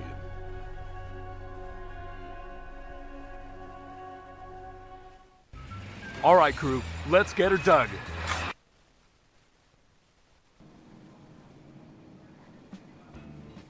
Today's guest is brought to you by Reynolds Family Dentistry of Sellersburg. You need $1 million smile for those championship photos, and that's exactly what you'll get with Reynolds Family Dentistry. Yeah, welcome back to Indiana Sports Beat here on this Friday as we try to get your weekend off to a great start. Jim Coyle with you as always. Todd Leary on the show today. Right now, though, we're joined by our good friend Drew Davis from Peegs.com. Drew, how are you, brother? I'm doing good, Jim. How about you? Good. Just getting ready for the weekend. Tons of action. The Indiana women's team actually in action tonight at 7 o'clock. They're out west in Oregon as they'll take on Texas. That's on ESPN2, and hopefully Indiana can pull a win out. They've had a great season, Coach Terry Moore and Ali Patberg and the rest of that group. A great year for them, Drew. Yeah, they've been able to get back to the tournament for the first time in I think 3 or 4 years. I'm not sure exactly on how many it's been, but it's a big step for them to be able to get back into the big dance, and we'll see if they'll be able to build on it, tonight, and it would certainly be huge for their program if they could. Absolutely. Indiana, of course, playing in the NIT, and as we're talking a lot about using this for next season, and speaking of next season, recruiting-wise, with the loss of Keon Brooks heading to Kentucky, what are some of the prospects? I know that I saw Rick Smith's son out of Valpo, maybe a grad transfer. Is that any kind of a possibility? Yeah, he's a guy that, IU may tap the brakes on or look at, want to see on that. But he's certainly, I guess you could call him a candidate for IU to look at. He was, I think he posted something like 12 points a game last year, decent rebound numbers. He's a 7-footer. So, IU may need some more size and for the front court, and he would certainly provide that. But it would also be neat because you got to think about Rick Smith and Dale Davis played together for the Pacers in that front court, and if Derek Smith were to end up at Indiana, you'd be getting the Trace Jackson Davis, Derek Smith's front court kind of be turning back the clock to the Pacers from the 90s, and that's what it would look like for IU in the front court, which would be kind of ironic at the same time with Trace and Derek potentially playing together. It would be pretty amazing. It'd be kind of a cool thing as well. And along those lines, Tim texts in, are there any reports of any recruits showing up for the Arkansas game tomorrow on official or unofficial visits? That's from Tim. I have not heard of any recruits that will be in attendance for that. With it being the NIT, I'm not sure if they'll have any visitors in or not, because sometimes coaches, if they're in the postseason, they don't like to even mess with that, and they don't. Sometimes if it's the NIT, they're going to look at it like, hey, it's the NIT. Do we really want to have a recruit in for a visit? During the NIT. Absolutely. It's completely understandable. What about remaining targets for Indiana in the 2019 season as they look to try to bolster this roster for next year? They're going to have to add something. They still need to add some shooting. They're going to need to add some power down low. They need some stuff, man. Yeah, they certainly could use some pieces in a number of different areas. And, with the grad transfer market being an area that Indiana may also check in on, they still have a couple of 2019 targets remaining. Probably, I'd say Harlan Beverly would probably be the best, chance they have. Harlan is, not thrilled with the way the style of plays in the Big Ten. But I should say those around him aren't. But he's liked what he's seen from Indiana down the stretch in terms of how they played and the style of basketball they played over the last 4, 5, 6 games, and that's certainly a positive sign. And then you also have a 6'4" shooting guard in Lester Quiones, which is probably more of a long shot, but he can really play. He can really put the ball in the basket, and he'd be a huge get for Indiana, but right now it's not looking like it's going to go Indiana's way. And those are your kind of two guard prospects, and it'll be interesting to see what happens with those two guys and what Indiana's able to do there. And then there's another grad transfer I keep my eye on. Will be Justin Pierce from William & Mary. Indiana hasn't reached out directly to him yet, but he's a guy that I wouldn't be surprised if we see a report that Indiana has inquired about him. He was a first or a third-team All-CAA guy at William & Mary. He had 50 phone calls within his first hour being in the transfer portal. Heard from a lot of big schools. He's a 6'7", hybrid guard, hybrid guard and forward. Shoot it at a solid level, but he's got a little bit of an edge to his game, and he can really play. Indiana could definitely use some firepower like that. They're going to have to, because they're obviously losing Juwan Morgan and Romeo Langford at the minimum here, and which is basically the bulk of their offense. There has been the bulk of their offense for the season, probably 60%, a good portion, but back and forth. But they're going to have to replace that for next season, and I mean, guys are going to have to step up and fill that role, and I think that they may have to.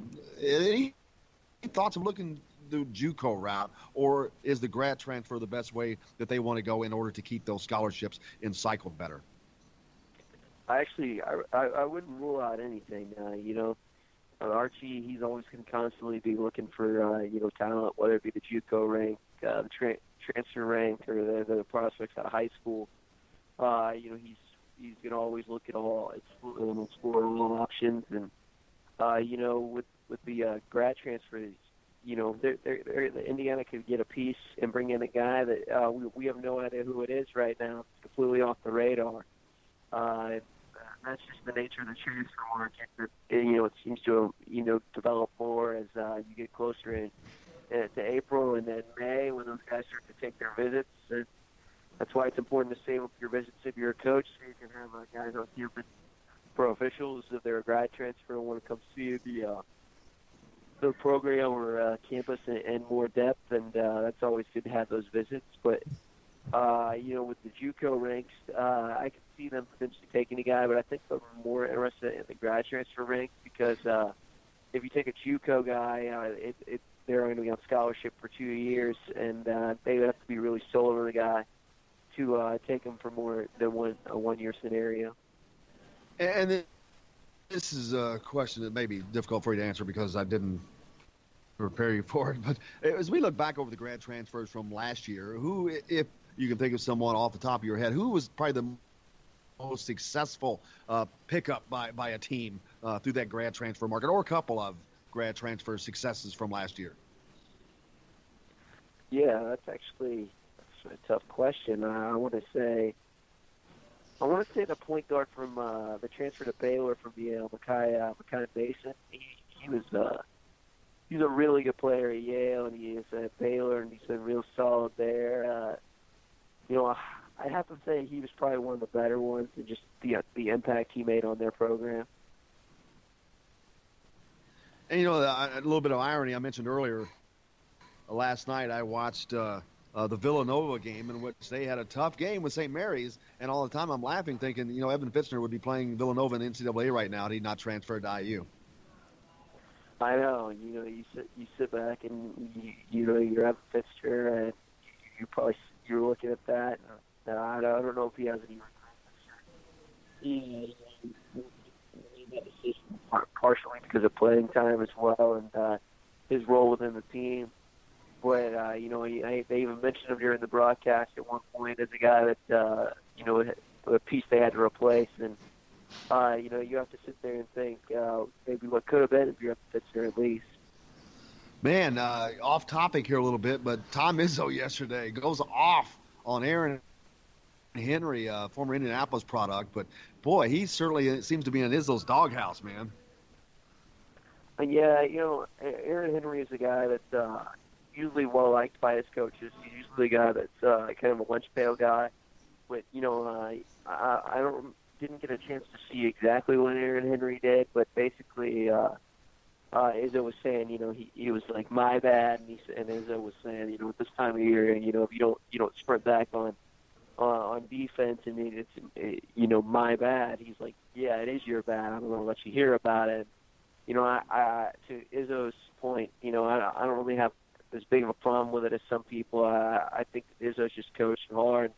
It's the NCAA tournament. His team's a 2 seed. They're struggling with a 15 seed. He's not happy. He wants to make a point, and I understand what he's trying to say there. And I don't have a problem with it. I think that's just Tom Izzo coaching his team hard, trying to hold a kid accountable, and a lot of people are making way too big of a deal out of that, and that's just how Izzo is, to be honest. A lot of great games yesterday, and then today. What are some of the matchups in the NCAA tournament today that you're looking forward to? A game that I'm kind of interested in today is Liberty and Mississippi State. I think Mississippi State could be on upset alert in that one. I'm not sure what Mississippi State team will show up. They're kind of inconsistent sometimes. Their team likes, shoot the three ball a lot, have mixed bag results, and Liberty's a team that can really shoot it as well. And I think that'll be a very intriguing matchup. And just looking back over the course today, I'm drawing a blank on other matchups, but that's the one that really stands out to me. Well, you got as far as the Big Ten goes, Drew, you got Iowa and Cincinnati. Cincinnati's a 3.5 point favorite. Yeah, that was a matchup. Now that you mention it, whenever I saw it come up on the screen on Selection Sunday, I was just thinking, that's a really bad matchup for Iowa. Kind of a clash in styles. Iowa's not the best defensive team. They struggle to guard people, and they've had to go to zone all year because of it at times. And, I don't think this matchup bodes well at all for Iowa. I think Cincinnati's too physical. I think Cincinnati's a lot tougher, and I think it throws Iowa out of rhythm, and that's a win for Cincinnati. I'll tell you, a tough matchup that I see is Ohio State has got Iowa State today.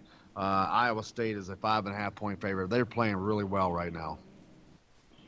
Yeah, Iowa State has a bunch of different guards that they've relied on, whether it's Wendell Wigginton, Taylor Horton-Tucker, or the other two, Halliburton, and I have drawn a blank on the last one, but they have some guards that can play, and Ohio State has Caleb Lezin inside, and that's the matchup that Ohio State has to exploit. They would have a chance to win this game. They have to get Caleb Lezin the ball early and often, and if they're able to do that, they'll have a chance to win that game. And I think it could be a very interesting matchup between those two teams. The Big Ten's gone 5-0 thus far. Wisconsin, the other Big Ten team on the docket today, as they take on Oregon. Wisconsin's a 1 point favorite in that game. Oregon's that's a tough matchup, man. Yeah, to an extent. I've seen a lot of people picking Oregon in this game, and I guess for me that's kind of a head scratcher a little bit. I look at an Oregon team out of the very, very mediocre Pac-12 this year that was just simply not good, and they won their conference tournament. Yeah, they did play better down the stretch, but looking over the overall body of work, Wisconsin's a much better basketball team. I think they defend without fouling. They can establish Ethan Happ. They have some shooting as well with Trice and the other big fellows. They play down low, and I just think Wisconsin will win this game. I'm not really buying into the Oregon upset that everyone's talking about. Yeah, we'll see. I was kind of yesterday I saw that Syracuse lost their point guard. I think we talked about this, but I raced to. I'm in Drew's group bracket for brackets, and I raced to get to my brackets before they started and changed my pick from Syracuse to Baylor, and it worked out for me.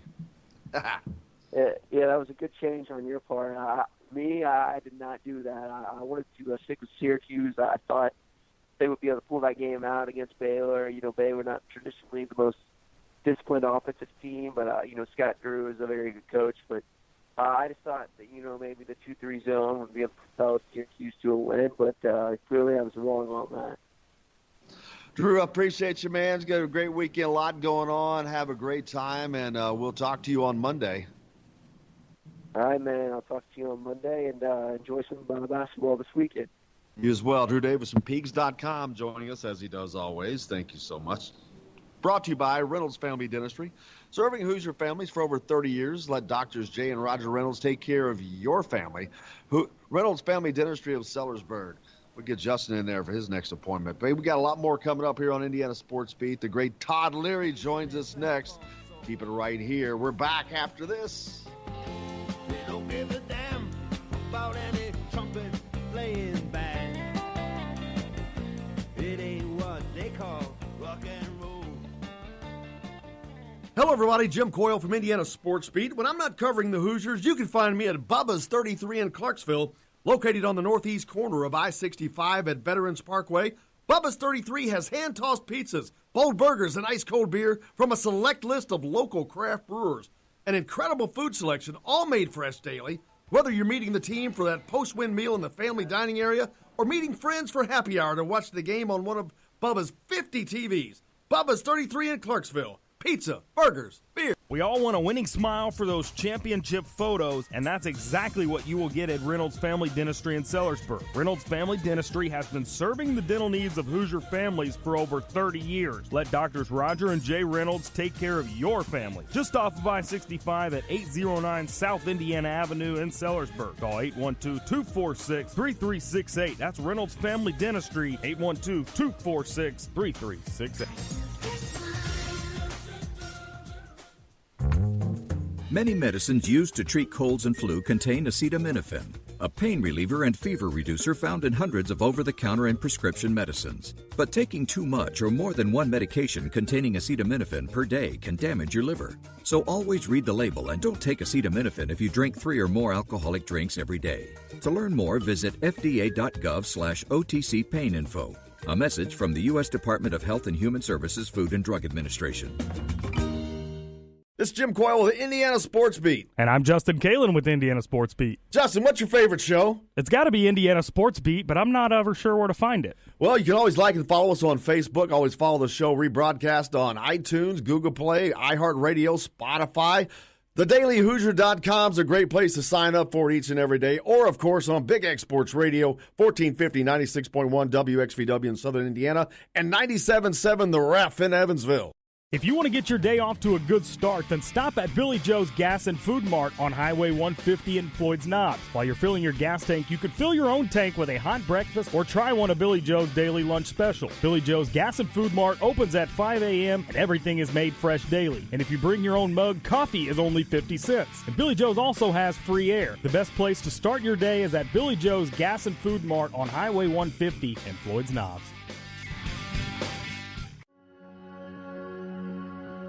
All across the country, people are coming together to speed up what we can learn about health. The All of Us Research Program is calling on 1 million people to join us as we try to change the future of health. For your family, for future generations, for all of us. Visit joinallofus.org and find out how you can become one in a million.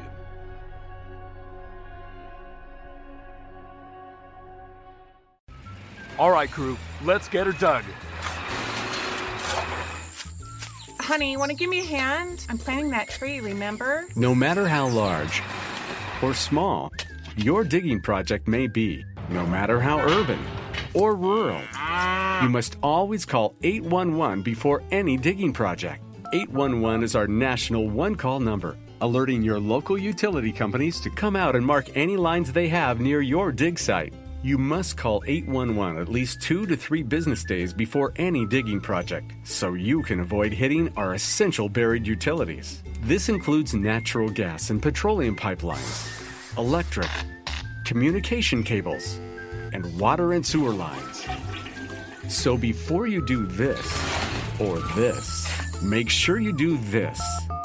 For digging projects big or small, make the call to 811. Brought to you by Common Ground Alliance. Today's guest is brought to you by Bubba's 33 in Clarksville, with hand-tossed pizzas, bold burgers, and ice-cold beer. Pizza, burgers, beer. Bubba's 33 in Clarksville. And welcome back to Indiana Sports Beat here on this Friday. Thanks a lot for joining us. Had a great day so far. Big weekend coming up for Indiana. Lots going on. The women's team on the road tonight in Oregon. The NCAA tournament at 7 o'clock against Texas. The men's team plays tomorrow at noon at home against Arkansas. And we are joined by the incomparable Todd Leary. Our week is now complete. What's up, brother? How you doing? Pretty good, man. How's it going for you, sir? Oh, it's good. I know the NIT is foreign to you, someone like yourself who played through an era that was nothing but excellence. Unfortunately, Indiana finds himself in a position this year of playing in the National Invitational Tournament. They were able to get by St. Francis, and tomorrow they've got a real test coming up, man. Yeah, they do. And it's a good thing they get to play a team that they played early in the year. And, it'll be a little bit of a scale, be able to judge how they improve throughout the year and, how they adjust to playing another team that, early in that game, I thought Indiana struggled. That was one of their, if it wasn't their first road game, it was one of the first road games. And, this time of year, it's tough to go play in that NIT. You're wrong, though. I did play in the NIT. We actually won the NIT one year. It just was in the preseason. So,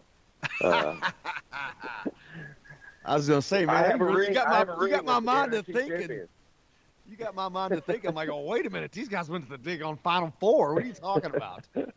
Yeah, no, we were fortunate enough to, all of my years, make the NCAA tournament. It really wasn't even a question. So, it's tough. Like I did the radio one year when Indiana played the NIT, and it's just a different atmosphere. The Assembly Hall feels different, and it's not the same thing. There's no doubt, but I really thought Indiana did a good job battling through. The first half the other night, I thought they did a good job of being able to come back out and in that second half, kind of get focused and get excited a little bit. And, there's a game to play. So when you throw the ball up and the lights are on, I thought Indiana did a good job of coming out after halftime and getting focused and playing well. Yeah, and it's obviously tough. Disappointment, great disappointment. Obviously, everyone would like to have been playing in the NCAA tournament. Of course, the players want to play in the NCAA tournament, and it's tough to get up for when you're that disappointed, and you're playing a team that you've never heard of, probably. Right. That this is their Super Bowl, man. This is their NCAA Final Four to them. They get to come into Assembly Hall, and they're going to play Indiana, and so they're going to give it everything they have. And then you move to Arkansas. Hell, they've already beat Indiana once. Right. So that they're looking at this salivating.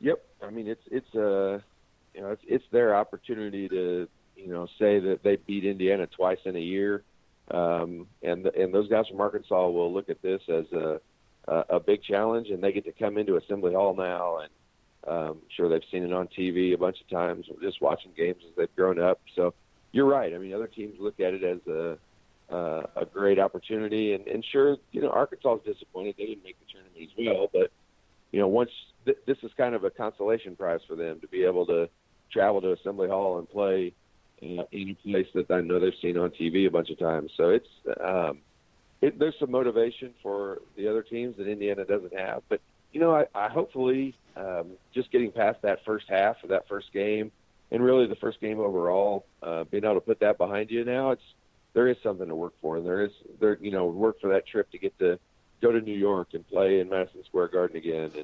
And there's something to play for now. It's just hopefully Indiana's able to come out and match the intensity that I do think Arkansas have, because I'm sure they're looking forward to the game. Hey, Todd, it's Jack Grossman. Arkansas, of course, led by Daniel Gafford all year. He was phenomenal in the first matchup. Not going to play tomorrow, though, as he looks forward to the NBA draft. How does that change Indiana's game plan, knowing that Arkansas's alpha male isn't going to be available?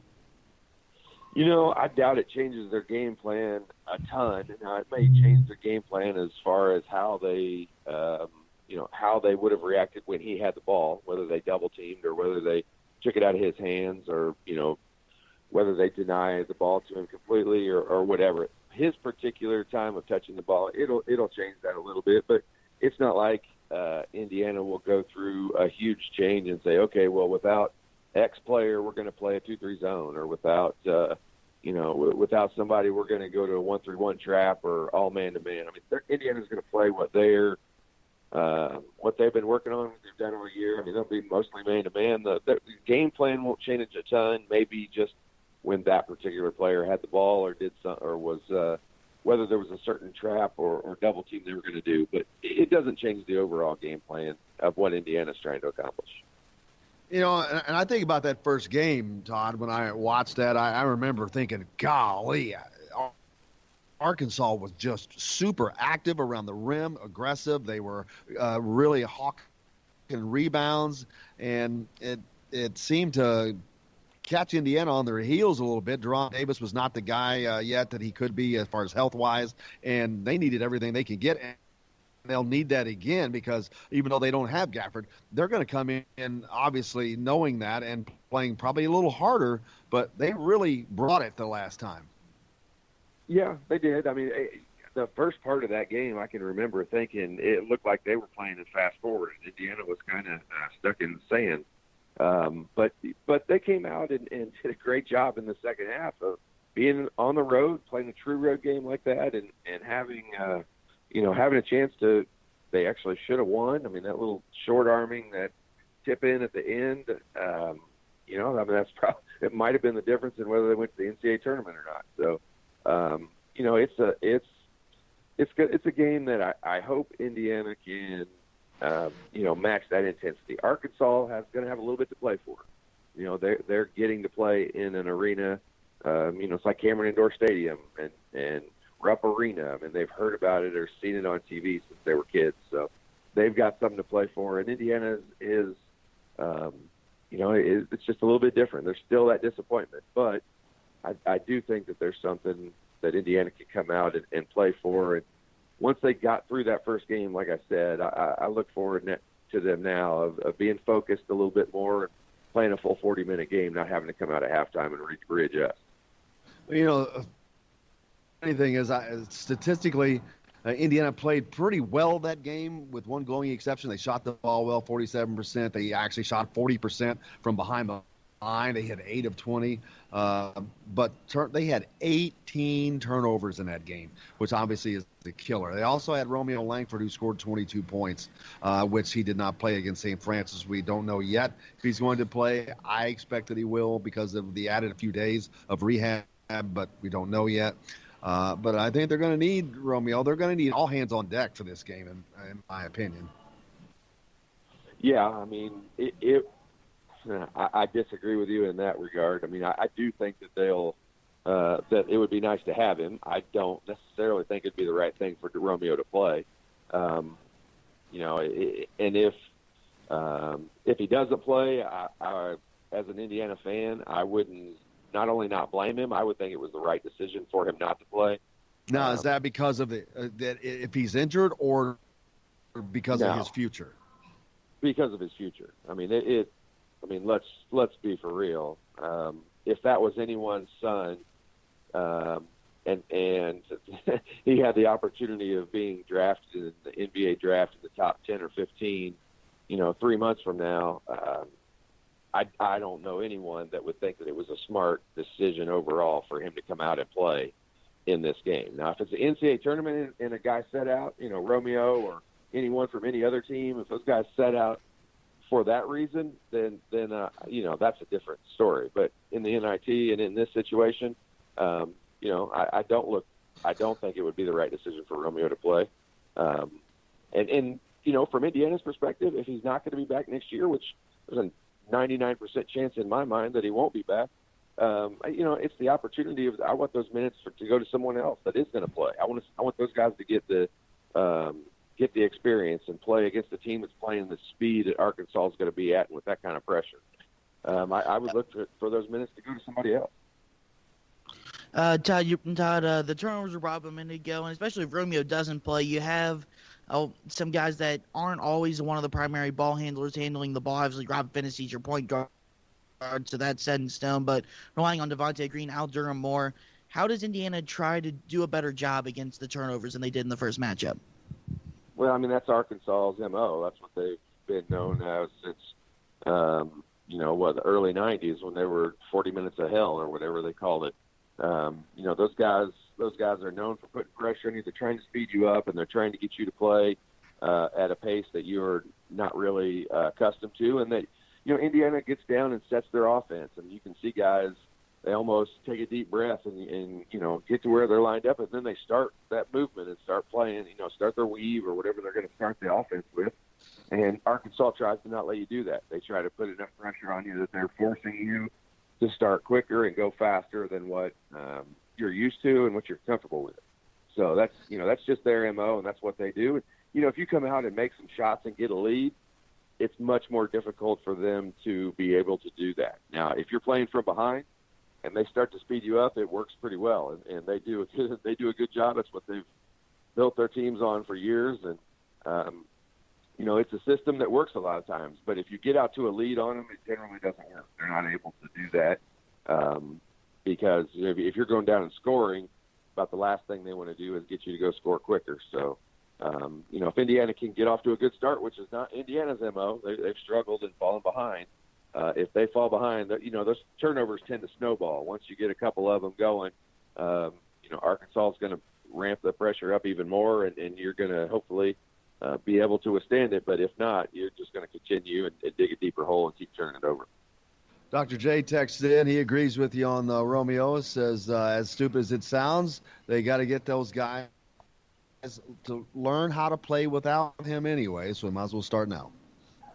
Dr. J, how's he doing over this morning? Getting ready to work on some people in the office? That means you get a free cleaning for Todd.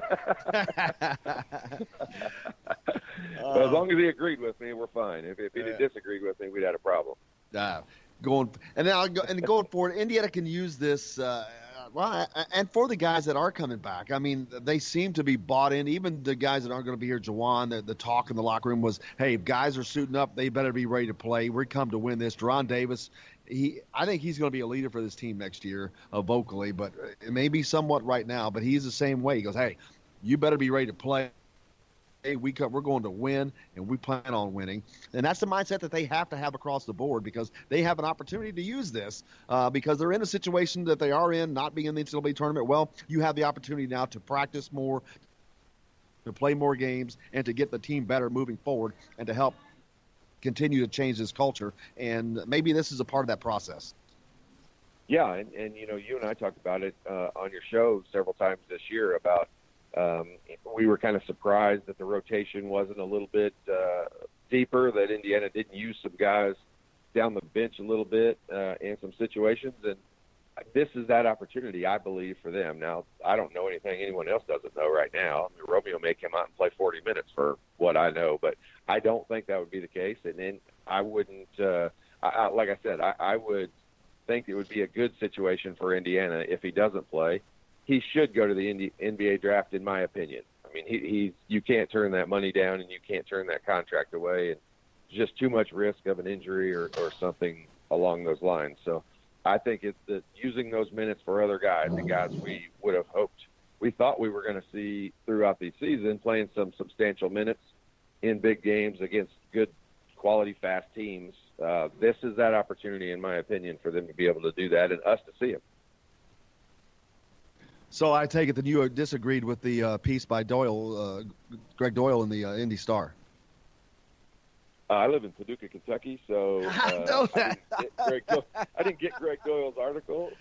this week, so no. There's something called the internet, Todd. We're going to have to introduce you to it. Oh, really? To the internet. Yeah, that's cool. I've heard about it.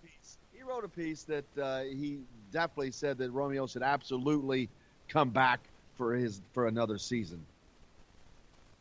Yeah, I mean, that's just going to be me disagreeing 100% in that regard. I mean, if I've used this analogy for a long time, and obviously I wasn't a player that was in that position, but if NASA wanted a student at Indiana to come and leave after his freshman year and come work at NASA and get paid millions of dollars to do it because he was that smart, I don't think too many people would say, well, he needs to go back to Indiana for another year and get smarter. It doesn't make any sense. The guy has the opportunity to, his end goal in life, my assumption, is to play in the NBA. I mean, that's what all of us growing up that play basketball and love it, that's what we strive to get to. And I'm assuming Romeo's the same way. And if he has that opportunity to do it right now, and there is a risk that he would not have that opportunity a year from now, given a tragic injury or something to happen, how could you pass that up? Like, I don't know what the argument could possibly be to pass that up. If he's going to move, if he moved up 3 or 4 places in the draft order, probably means, $50,000 to him. So you're risking $50,000 to zero. I mean, you could be getting nothing a year from now and for the rest of your career. So I don't know how someone could honestly make that argument. $1990. Those are $1990, Todd. It's probably $1 million for each position. Whatever. So, but you're risking the difference. You know what I mean? You get zero if he doesn't come out. So absolutely. People are so hung up on saying, "Oh, he's not ready," because he hasn't lived up to their expectations this season. And I don't think that they can grasp the fact that the NBA drafts on potential because they see what he can be very soon.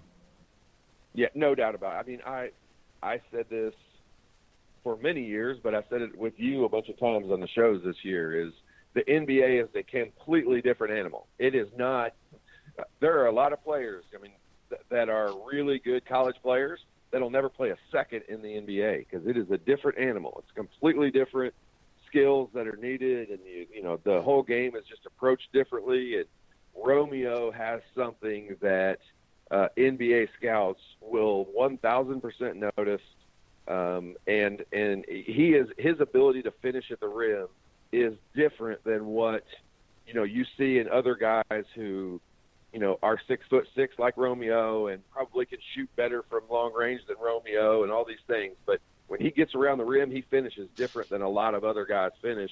And there's not too many guys across the country that you can say that about. And so he has a different skill set than what, the average fan, if they're just going to look at him and say, well, he only shoots 34% from behind the three-point line and his jump shot will get better.